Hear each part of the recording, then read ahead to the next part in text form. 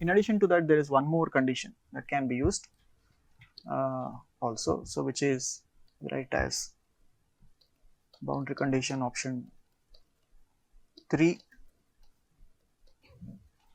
Here what we do is we essentially take this k, which is the second equation. Okay, I am going to take the second equation and take equation 2, which is k equal to this half of a1 square bar plus c1 square bar y square. I take square root of this entire equation now. Okay, take square root of this whole thing.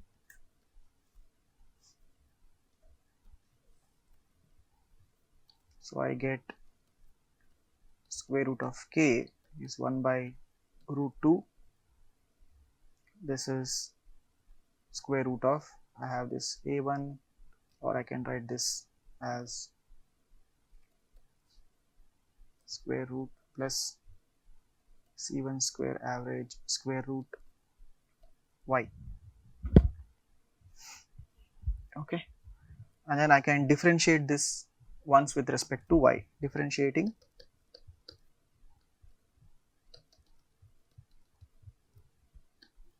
with respect to y yields dou square root k by dou y equal to 1 by square root of 2. Sorry?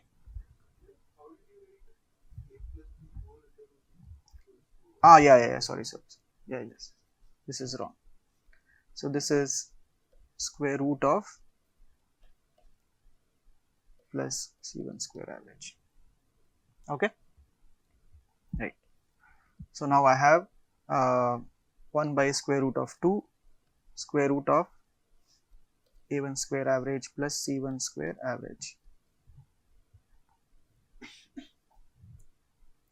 So now what is a1 square average plus c1 square average from equation 1? Taking help from equation 1 will give me dou square root of k by dou y equal to 1 by square root of 2 square root of epsilon by nu, right? Square root of epsilon by nu.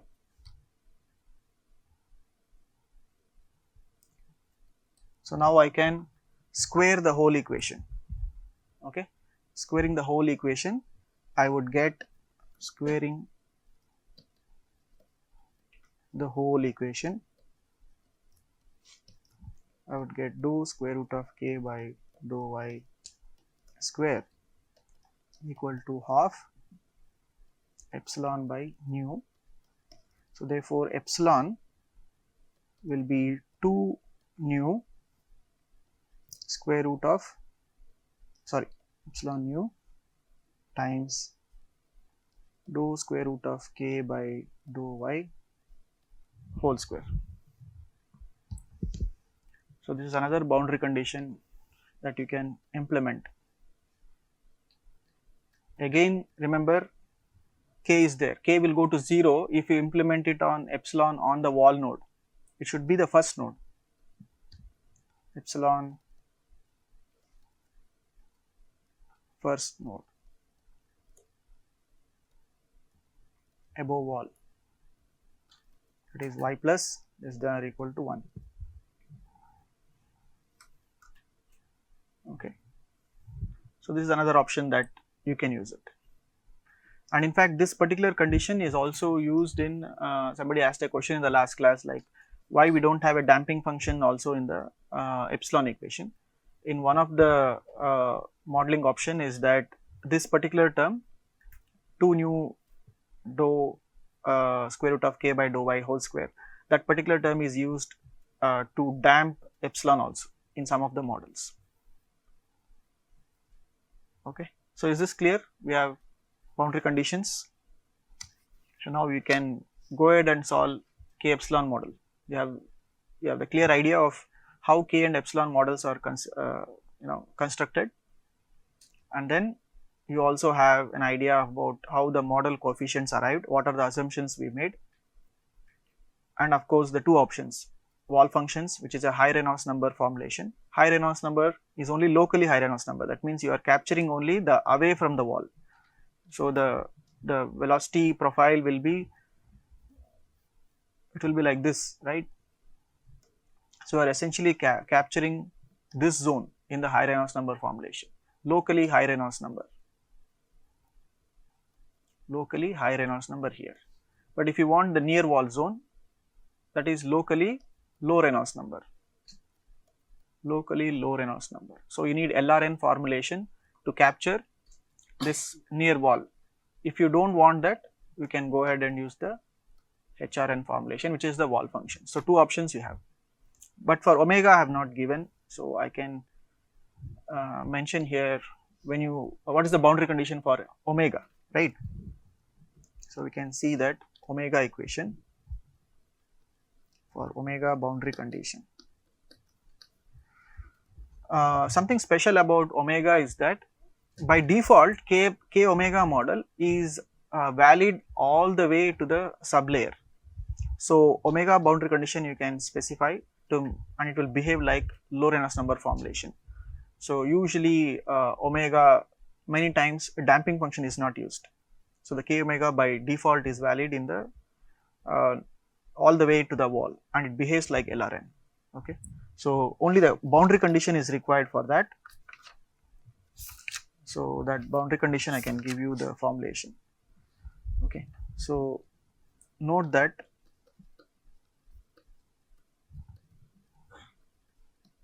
K omega model is applicable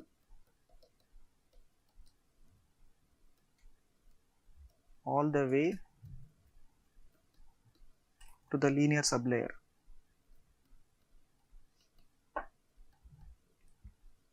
That is like an LRN model. It behaves like that by default. You just need to specify the boundary condition on the, for the omega. And the omega boundary condition, it is derived. I can give you the formulation. I will not go into specifics of this boundary condition because then I have to discuss every eddy viscosity model. So the omega here for the first node again, okay, will be 6 nu by C omega 2 y square. It also has a y square behavior.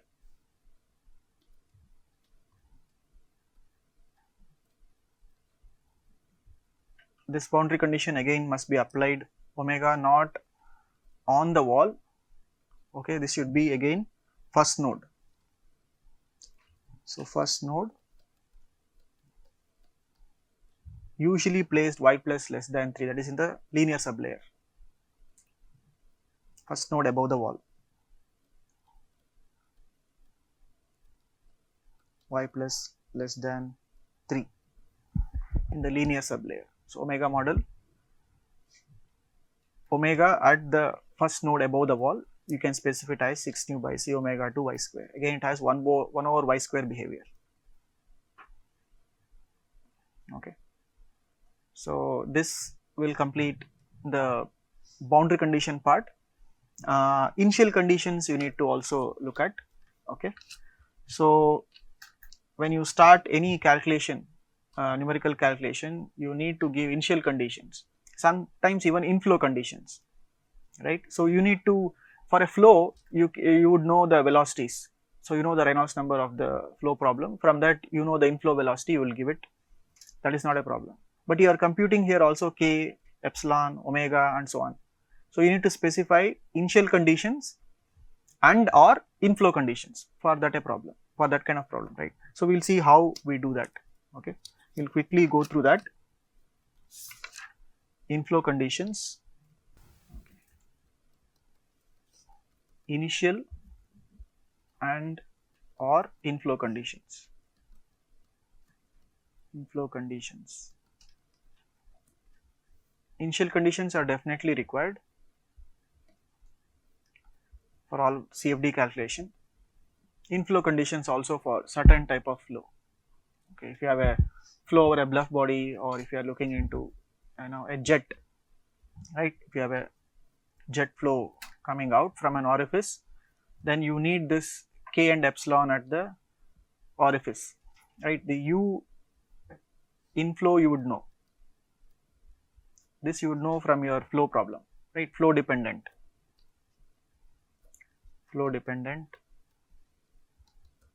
But what will be K inflow? Epsilon inflow, right? This will be user dependent here. So you have to be very, very careful. So how to give that? So I can give you just kind of a guidelines for here. So to specify initial conditions or inflow conditions, first we need for the K, right? In initial condition for K or inflow condition K. So K is, of course, we know sum of the 3 stresses. So if I assume isotropy, assume statistically isotropic.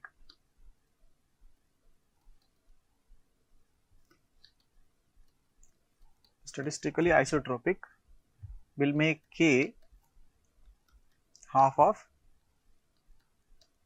one component is enough to define in a statistically isotropic flow. Okay, whether such a flow exists or not is not a question here. It is only we need to find out an initial condition. There can be in a generic flow, there can be local regions where flow can be statistically isotropic, not everywhere.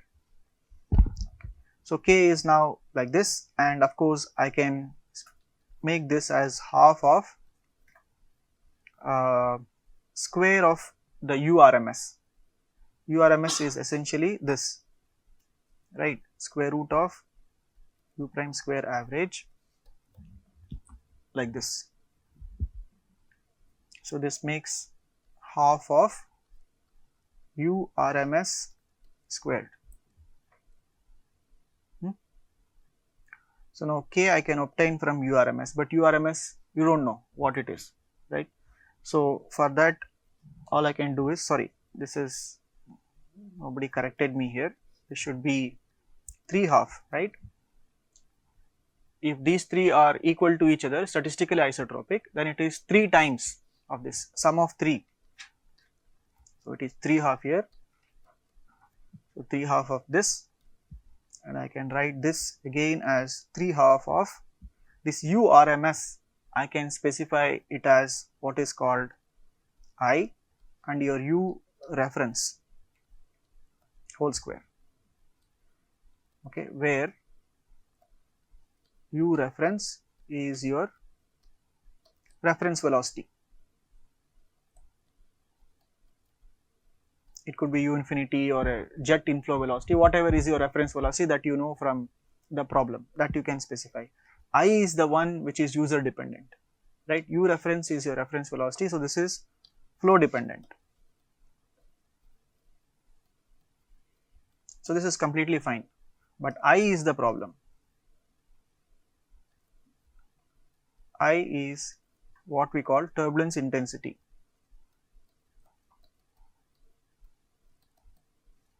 So this turbulence intensity is defined as URMS by U reference. So this is completely user dependent, user defined. You have to be very careful here because you are specifying the value here. What is I? So for example, if you take a typical wind tunnel, they would usually say what is the operational condition. They can say it operates from 1% to 10% turbulence intensity, right? The manufacturer would tell you that this can operate in between this much turbulence intensity. So there is no perfect guidelines here what you should use it. You have to be very careful what I value will specify here, but it is left to you. That's what I said, in statistical modeling of turbulence, lot of user say is there. You choose whether you want K epsilon or K omega or K omega SST or whatever. You are going to figure it out. So there is a lot of user choice in RANS modeling. Okay, so this is completely your choice. You have to be very careful here what you will give it. Okay, user dependent value, and so I can take a note here. So choose I carefully. Okay, say 1% to 10%, or follow best practice guidelines. Best practice guidelines or literature.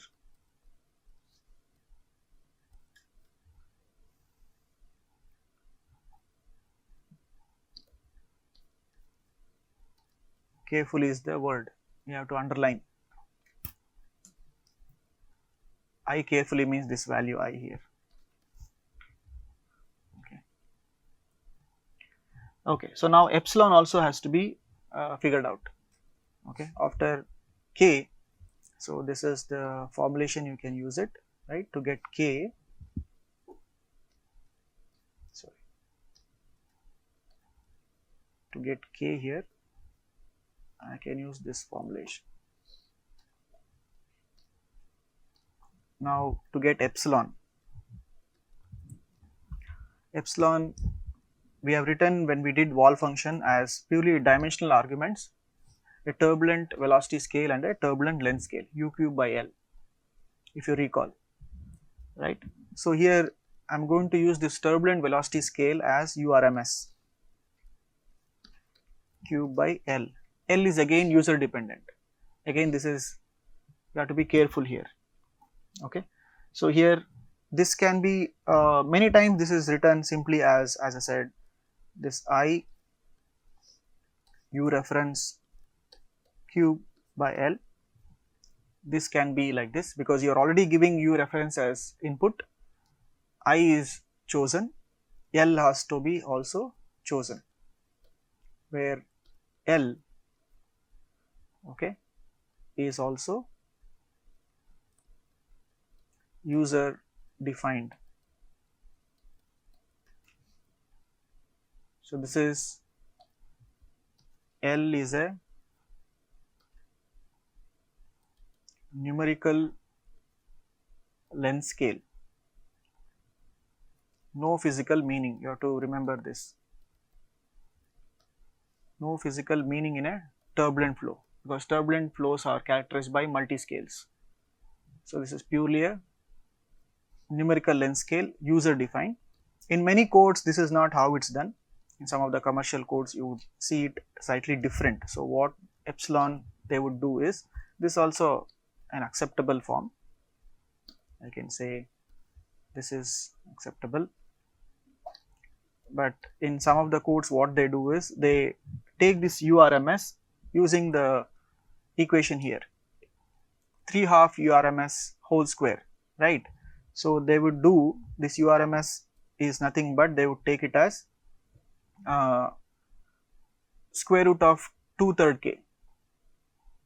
If you look at here, K is nothing but 3/2 URMS square. So URMS will be square root of 2/3 K. So in some commercial codes they would use this formulation. So square root of 2/3 K cube by L, and this would become basically 2/3 raised to half, and then 3/2, right, 3/2, and then K raised to 3/2 by L, and this 2/3 raised to 3/2 will essentially become C mu raised to 1/4, and K will be 3/2 by L. So in some commercial codes you would see this formulation. Again L and I are chosen. So essentially you have U reference coming from your flow, no problem, but be careful about choosing I, turbulence intensity, what percent it is, and then a length scale L. These two will control your flow. You have to be careful about choosing L and then I. Okay. In some commercial codes, this C mu is also dropped, or it is taken a different value. So you can take a note here. In some CFD codes, C mu raised to 1/4 is dropped. Okay. Or C mu raised to 3/4 is used. Different codes you will see some combination. Regardless of this, L and I has to be chosen, and you have to be little careful about what you choose. Okay.